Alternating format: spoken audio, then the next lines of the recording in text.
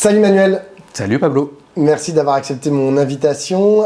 Manuel, tu es secrétaire général de l'Institut La Boétie, tu es membre de la France Insoumise s'il en est, et tu es co-auteur du livre Pour un nouveau communalisme, les communes de la révolution citoyenne, aux éditions Amsterdam, qui est sorti il y a un peu moins d'un mois. Dans ce livre, à quelques mois des élections municipales, en gros, vous dites... l'échelon local, c'est un échelon où il faut faire de la politique. Enfin, là où beaucoup de maires nous parlent de gestion, d'attractivité, de consensus ou que sais-je, vous dites la commune, c'est le lieu, ça doit être un champ central pour la lutte des classes. Au fond, est-ce que tu considères que j'ai bien résumé l'objet de ton livre et à quelles questions, au fond, vous avez essayé de répondre collectivement dans votre ouvrage ? Alors, tu as très bien résumé l'enjeu. Nous, on considère que la commune, c'est un échelon fondamentalement politique, historiquement politique, et qu'il y a eu un travail de dépolitisation de cet échelon communal qui a été mené patiemment par les libéraux dans les dernières décennies, dans les 30-40 dernières années, et que le gros enjeu de la gauche de transformation, la gauche de rupture aujourd'hui, c'est de réinvestir cet échelon communal avec un point de vue et un projet politique. En fait, la question qu'on a essayé de traiter, on s'est dit pourquoi des militants révolutionnaires, des militants qui portent un projet de révolution citoyenne, devraient s'intéresser à la commune. Alors si on a écrit un livre, c'est parce qu'on y répond plutôt positivement, mais c'est aussi parce qu'on se dit que la question mérite d'être posée et qu'elle n'est pas si évidente que ça. D'abord parce que tu as raison, il y a beaucoup de figures de gauche qui répondent, d'ailleurs on le voit dans ces municipales, que les clivages nationaux concernent uniquement l'échelon national, mais qu'au niveau local, réellement, les clivages, pas qu'au sein de la gauche, même entre la gauche et la droite, finalement, n'auraient pas trop cours, que tout ça est plutôt des enjeux techniques, des enjeux de gestion.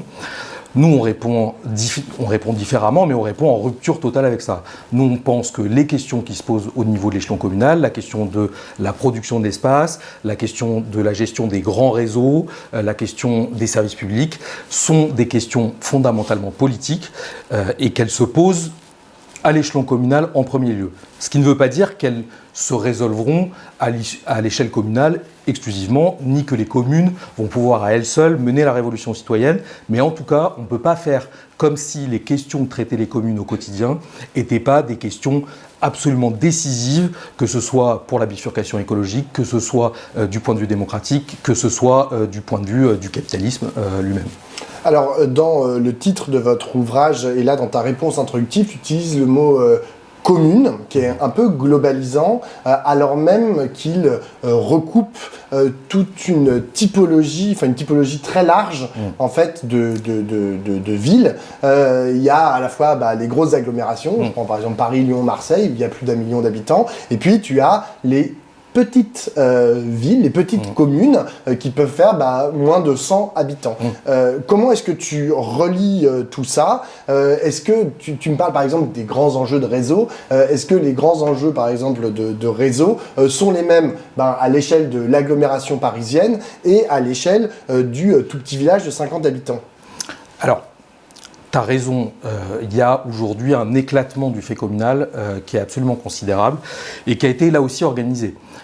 C'est-à-dire le fait qu'il y ait aujourd'hui des structures métropolitaines à un tel endroit, des structures, des communes nouvelles, des communautés de communes, et que la répartition des compétences entre les échelons soit totalement différente d'un endroit à l'autre, participe aussi d'une dépolitisation et d'une dévitalisation de la commune. Plus personne n'y comprend rien. Quand vous discutez avec un élu local, bien souvent sa réponse c'est « Ah oui, mais ça c'est pas moi, c'est la métropole, ça c'est pas moi, c'est l'intercommunalité ». Et donc à la fin, on ne débat plus des sujets politiques. Par ailleurs, deuxième élément, l'intercommunalité telle qu'elle a été faite, telle qu'elle a été imposée et telle qu'on l'a accélérée de façon considérable depuis les années 2000, a concentré des fonctions, notamment des compétences liées à la gestion des réseaux, à la propriété des réseaux même, qui sont des questions ultra-politiques et qui ont été mises volontairement dans un échelon fait pour dépolitiser, fait pour être hors du contrôle démocratique.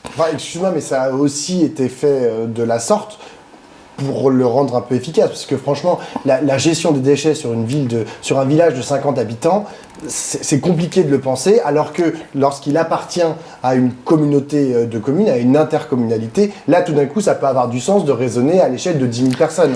Ça a totalement du sens de raisonner à des échelles supérieures et différentes. Ça a même la coopération entre les communes, elle est absolument décisive. La différence de fond, c'est est-ce qu'on est sur des coopérations librement choisies, sur des projets et des échelles qui sont pertinentes par rapport à un projet politique commun, ou est-ce qu'on est sur une simple remontée à l'échelon supérieur des compétences qui étaient jusque-là faites par les communes. Pour l'expliquer simplement, rien ne dit que la bonne échelle pour gérer les déchets, la collecte des déchets, est la même que la bonne échelle pour gérer le réseau d'eau, qui est la même que pour gérer les bibliothèques. Et même en fait, toute l'expérience dit plutôt le contraire. Donc c'est qu'en fait, par ailleurs, la question de la coopération entre les communes, elle existait bien avant l'intercommunalité. Il y a des syndicats, il y a des formes d'intercommunalité qui existent, et il ne faut pas du tout remettre ça en question. Ce qu'il faut revenir, c'est sur des intercommunalités au sens de projet, dans le sens où elles se fondent sur des projets communs, des projets défendus devant les citoyens, des projets débattus politiquement. Et pour répondre à ta question sur petites communes, grandes communes, etc.,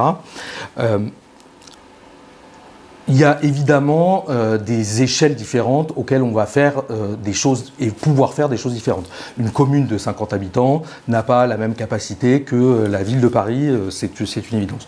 Pour autant, les enjeux, fondamentalement, sont quand même communs.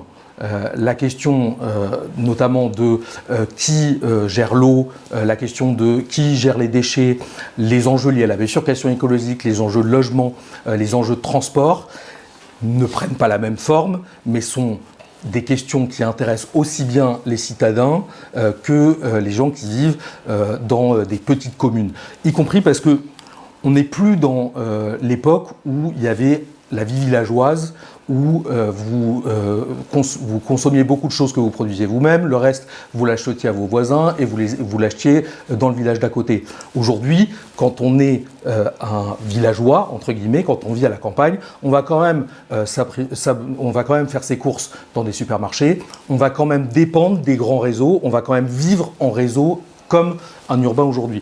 Donc il y a aujourd'hui une réalité commune entre la ville et la campagne. Ça prend des formes différentes et techniquement ça se joue à des échelons différents, mais le projet doit être le même.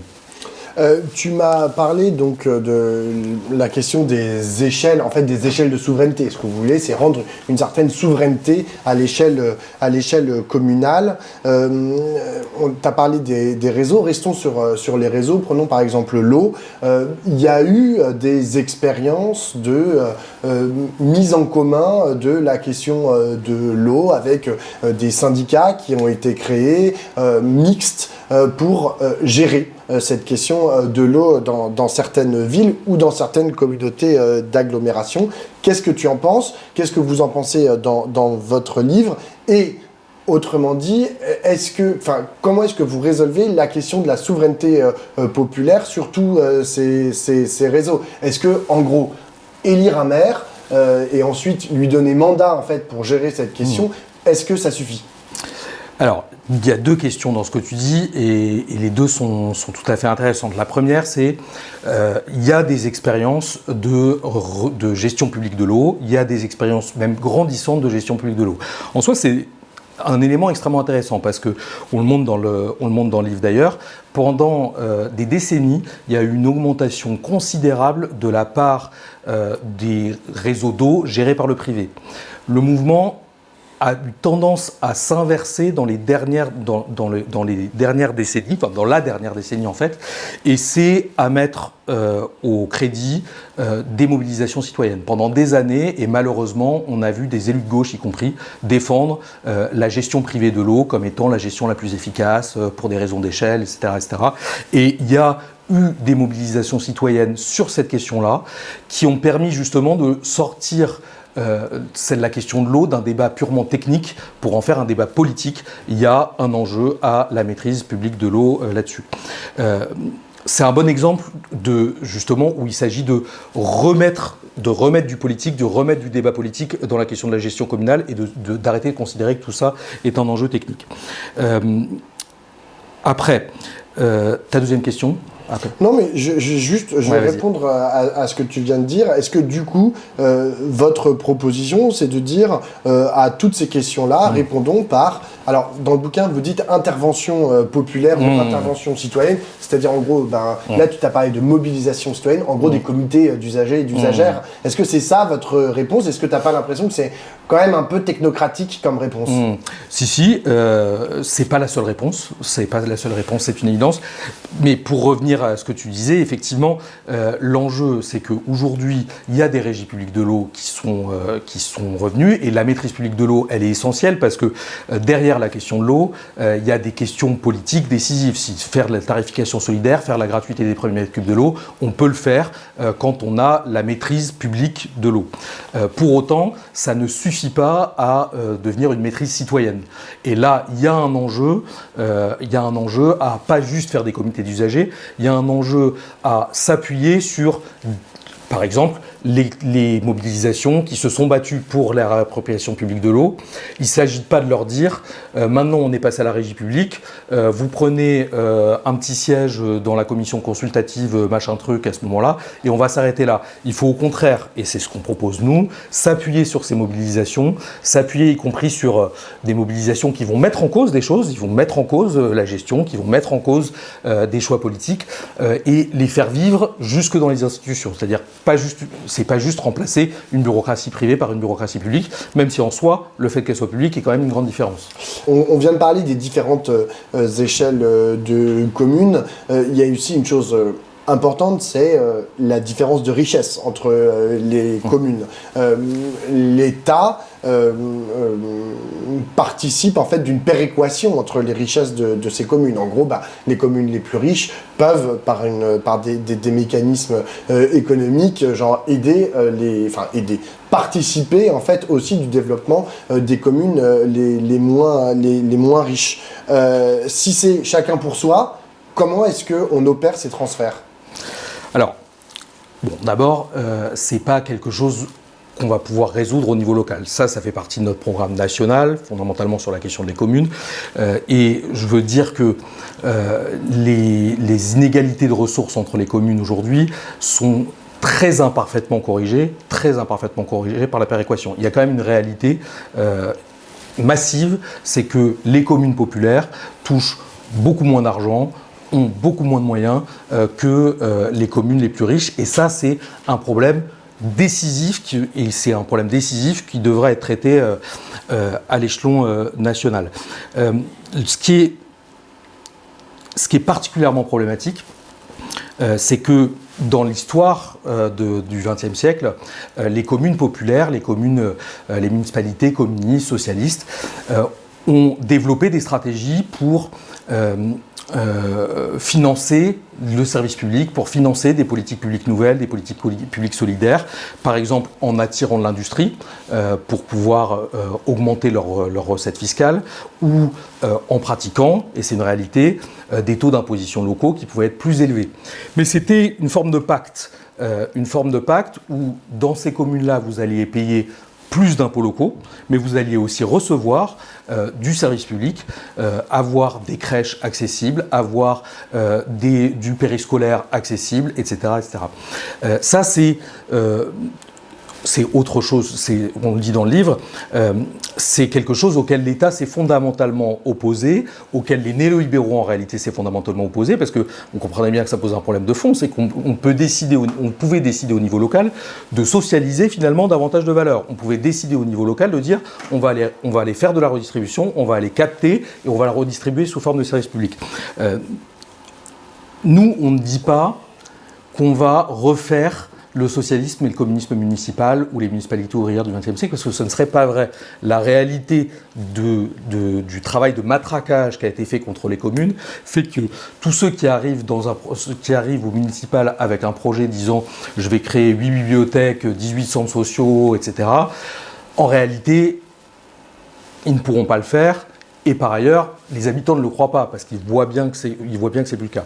Donc on pense que c'est pas de la même façon que ça va se rejouer, cette question-là. En revanche, la question démocratique, la question de la maîtrise publique, la question du développement des communs, ça c'est des choses qu'on peut jouer au niveau local, et qu'on peut jouer au niveau local, y compris dans des communes les plus pauvres, qui seront aussi les communes qui vont le plus élire d'insoumis. Il n'y a pas de magie là-dedans. De nombreuses villes, d'ailleurs de toute taille, sont dirigées ou emmenées par un exécutif de gauche, souvent de gauche plurielle. À t'écouter et à lire pour un nouveau communalisme, on a parfois l'impression que le principal obstacle pour cette rupture municipale que vous appelez de vos voeux, c'est pas la droite, c'est pas Macron, mais c'est la gauche elle-même. Est-ce que c'est ça votre constat? Est-ce que c'est à ça aussi que vous vous opposez, à la gestion de ces gauches au pluriel, qu'elles soient socialistes, écologistes ou communistes, et qui exercent le pouvoir dans de nombreuses mairies? Quand je vois la façon dont aujourd'hui se composent les listes à l'horizon de mars prochain, les élections municipales, je me dis, ah bah oui, c'est ça, en fait, ils veulent rompre aussi avec toute cette gauche qui dirige les villes. Alors d'abord, dans le livre, on raconte beaucoup l'histoire de la commune, l'histoire des politiques communales, et on raconte avec beaucoup d'intérêt l'histoire des municipalités ouvrières, des municipalités socialistes, communistes au XXe siècle, parce que cette histoire-là, elle est, pour nous, elle est fondatrice et elle est extrêmement riche.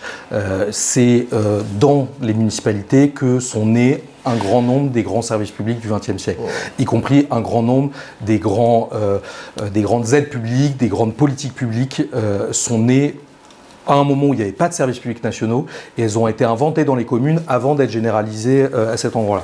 Donc il y a... votre modèle, quoi, c'est les communes de gauche du 19e siècle. Alors, du XXe siècle, et mais du début du XXe siècle. Du 20e... À partir de 1960, tout caca. Non, pas à partir de 1960 tout caca. D'ailleurs, pas aujourd'hui tout caca non plus. C'est pas comme ça qu'on le voit. En revanche, il y a eu une dynamique, c'est-à-dire qu'il y a eu une volonté de préfigurer au niveau local quelque chose d'un autre monde, quelque chose d'une autre société. Et l'analyse qu'on porte, c'est que cette dynamique-là, cette intention politique fondamentale, elle a été aussi largement perdue. Elle a été perdue d'une part parce qu'il y a eu une offensive extrêmement dure qui a été menée contre les communes, une offensive financière, une offensive par le développement des intercommunalités, donc par y compris des vagues de décentralisation qui n'en étaient pas vraiment. Donc les communes ont été victimes de ça, elles ont été dévitalisées par une action consciente de l'État, des différents gouvernements contre elles, mais aussi, et ça c'est vrai, parce qu'un certain nombre d'élus locaux, un certain nombre de politiques locales, de politiques locaux, ont perdu cette ambition politique-là, se sont enfermés dans la gestion, se sont enfermés dans la technique, se sont convertis au discours selon lequel tout ça est finalement essentiellement des enjeux techniques sur lesquels il n'y a pas de grande différence entre la gestion de droite et la gestion de gauche. Et il y a une complicité, ou en tout cas il y a une participation, même involontaire, d'un certain nombre d'élus locaux là-dedans, y compris d'élus locaux de gauche. On va être clair, c'est pire, et quasiment toujours pire, dans les mairies de droite que dans les mairies de gauche. Il n'y a pas de doute sur ce sujet-là. Pour autant, on n'attend d'abord pas la même chose d'un exécutif de gauche que d'un exécutif de droite, et il y a beaucoup d'exécutifs de gauche qui ont renoncé. Et c'est à ce renoncement qu'on veut répondre. Ça ne se traduit pas forcément par « ils doivent tous partir », ça se traduit de notre point de vue par « il faut réinsuffler une dynamique politique », et un sens politique, y compris dans la gestion locale, un sens politique dans l'exercice du pouvoir au niveau local. Ce qu'on veut mettre en œuvre au niveau local doit être en connexion, doit préfigurer ce qu'on défend pour la société tout entière. Je l'ai dit tout à l'heure, toi tu es à la France Insoumise, ça fait près de 10 ans que la France Insoumise existe, ça fait près de 10 ans aussi que la France Insoumise avait pas l'air de s'intéresser énormément à cette question de la commune. Pourquoi est-ce que en novembre 2025 vous vous dites tiens, là, c'est l'échelon révolutionnaire, c'est l'échelon où on va pouvoir faire de la souveraineté, c'est l'échelon où on va pouvoir mener une bataille de lutte des classes. Que ne l'avez-vous fait avant ? c'est... D'abord, je prends ce que tu dis et je le retourne, ça ne fait que 10 ans. Et que 10 ans, c'est que des 2 élections municipales, enfin, qu'une élection municipale passée et une à venir. Donc c'est extrêmement court, y compris à l'échelle du temps qu'il a fallu pour installer le socialisme municipal ou le communisme municipal, entre la création de la SFIO, du PC et le communisme municipal, c'est cool. Une échelle de temps absolument considérable. Par ailleurs, ça revient à ce qu'on se disait au tout début, ça n'est pas une évidence.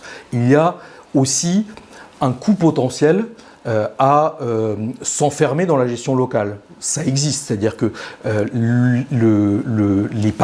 certain nombre de partis de gauche sont devenus des partis d'élus locaux et ça a participé à une forme de droitisation, à une forme d'enfermement dans la gestion. Donc, d'abord, c'est pas une évidence en soi de se présenter à l'élection municipale. En revanche, la question qu'on s'est posée là, c'est de quelle façon on peut, nous, partir dans une élection municipale, nous, mouvement insoumis, sans perdre la cohérence par rapport à l'échelon national, par rapport au projet national.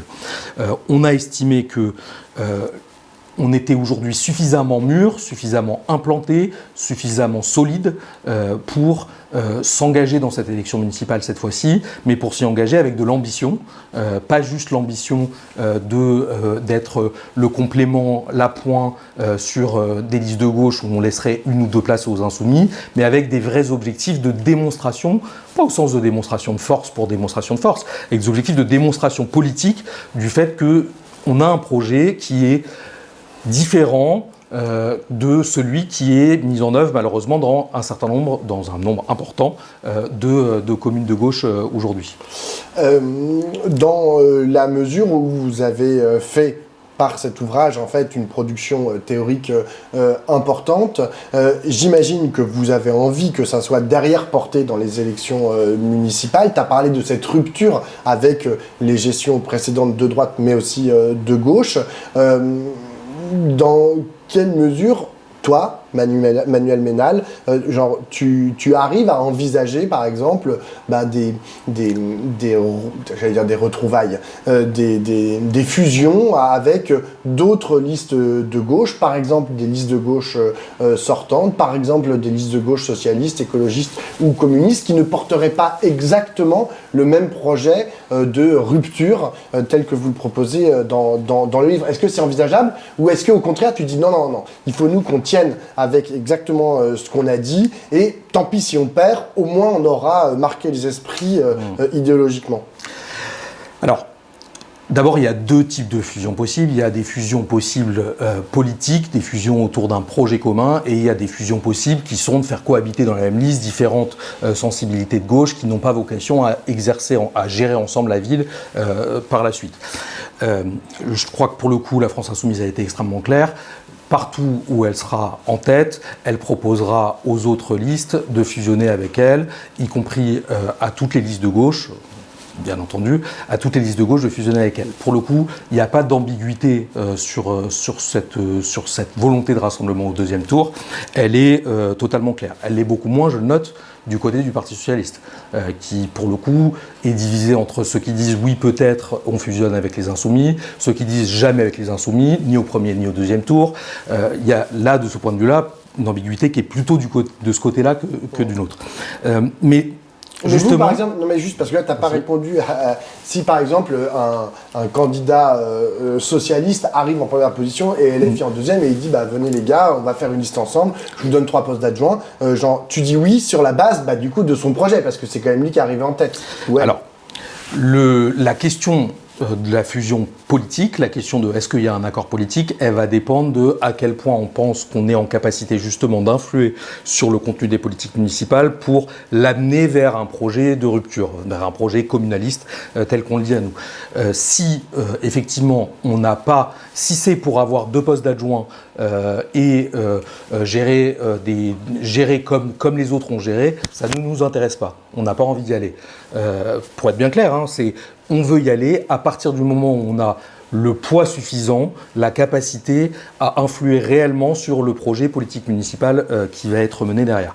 Après, comme je le disais, il y a des fusions politiques, il y a des fusions que certains appellent démocratiques. Ça ne veut pas dire qu'on n'acceptera pas de fusionner au deuxième tour si on nous propose une représentation à la proportionnelle, une représentation juste par rapport au poids qu'on a fait au premier tour. Mais la question de participer à un exécutif, y compris, c'est une question de cohérence. On dit dans le livre que le fait que, par exemple, dans les intercommunalités, il y ait des exécutifs mêlant gauche et droite, a participé au discours et à la dépolitisation réelle des politiques locales. C'est-à-dire qu'on a participé à installer l'idée que finalement, au niveau intercommunal, sur des questions tout à fait essentielles, parce qu'aujourd'hui les intercommunalités c'est aussi les transports, l'aménagement, le logement, sur ces questions-là, pourrait y avoir un accord entre gauche et droite et il n'y aurait plus de clivage entre gauche et droite.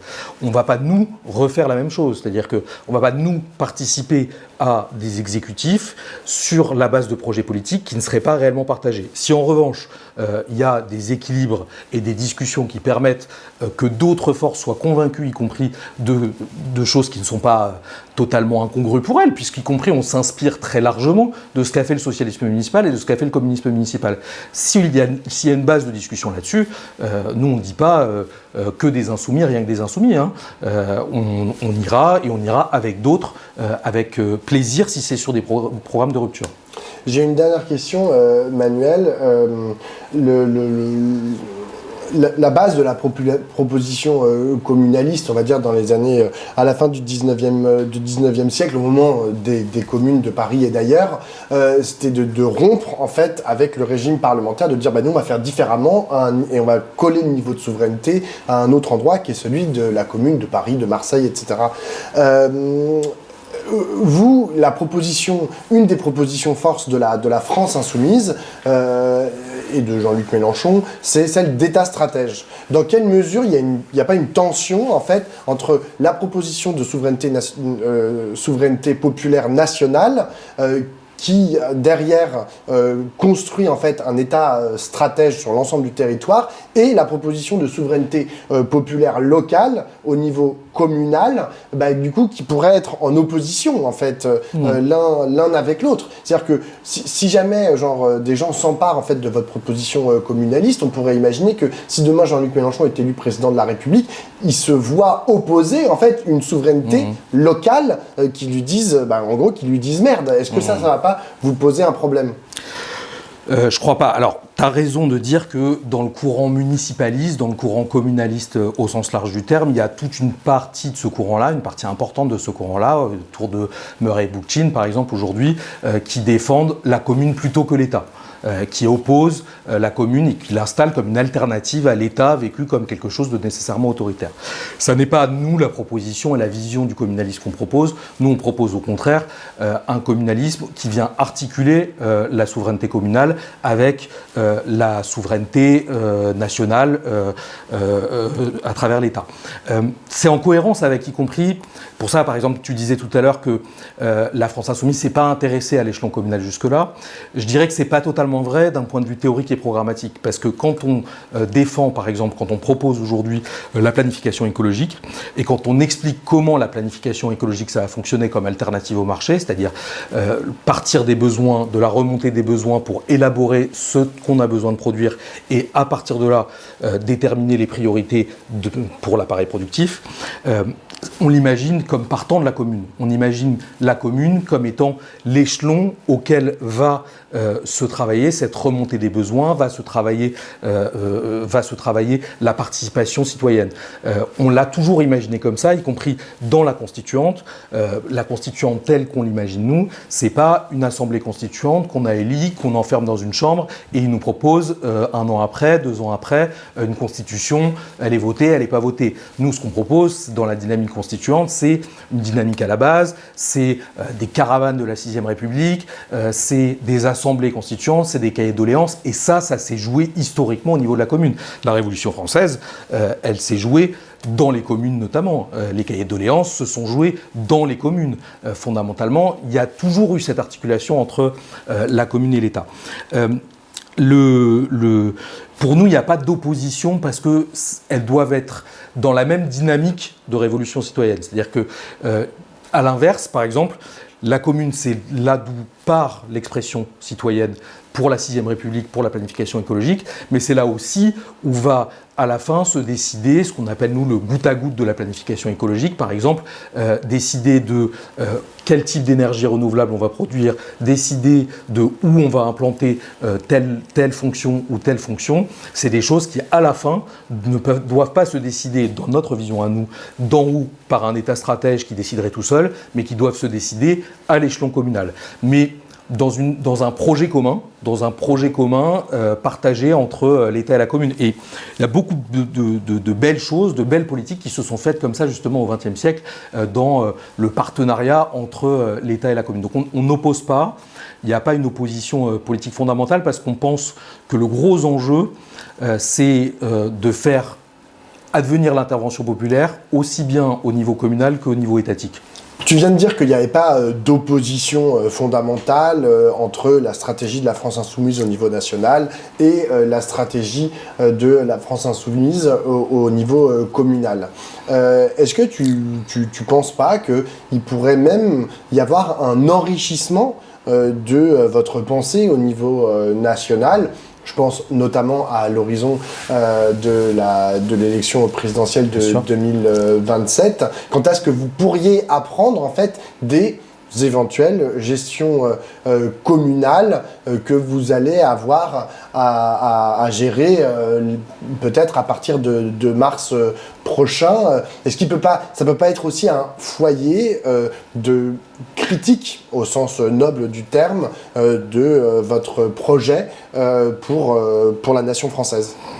Je le crois même profondément. Je crois profondément que on a tout intérêt à aborder cette élection municipale-là avec l'objectif de faire entrer massivement des élus insoumis dans les communes parce que ça servira le mouvement insoumis, pas juste parce qu'on aura 3 postes à cet endroit, etc., mais parce qu'on aura des gens qui, si justement ils suivent notre vision politique, vont faire de la politique localement avec les citoyennes et les citoyens. C'est-à-dire que s'ils suivent votre vision politique, hein, sinon. Et tout à fait, et j'y compte bien.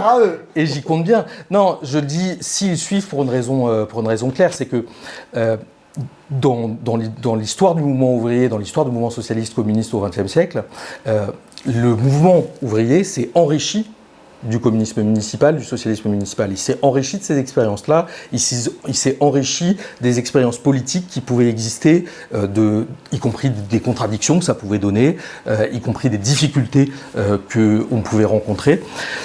Et en même temps, il s'est, surtout à partir des années 80, enfermé dans la dépolitisation et dans la gestion technique. Donc, il y a le pari qu'on fait, c'est qu'il est possible aujourd'hui d'intervenir dans les communes, il est possible d'intervenir en tant qu'élus locaux en gardant un point de vue fondamentalement politique sans s'enfermer dans la gestion. Et si on fait ça, si ce sont des élus qui sont au contact des mobilisations locales, qui sont au contact de l'intervention populaire, qui sont des facilitateurs de l'intervention populaire, alors ils enrichiront considérablement le mouvement insoumis, ça j'en suis persuadé. Donc la révolution citoyenne, la 6ème République, c'est pas par le peuple, c'est par les communes. C'est par le peuple à travers les communes ? Banco. Validé, vendu. Merci beaucoup Manuel. Merci à toi.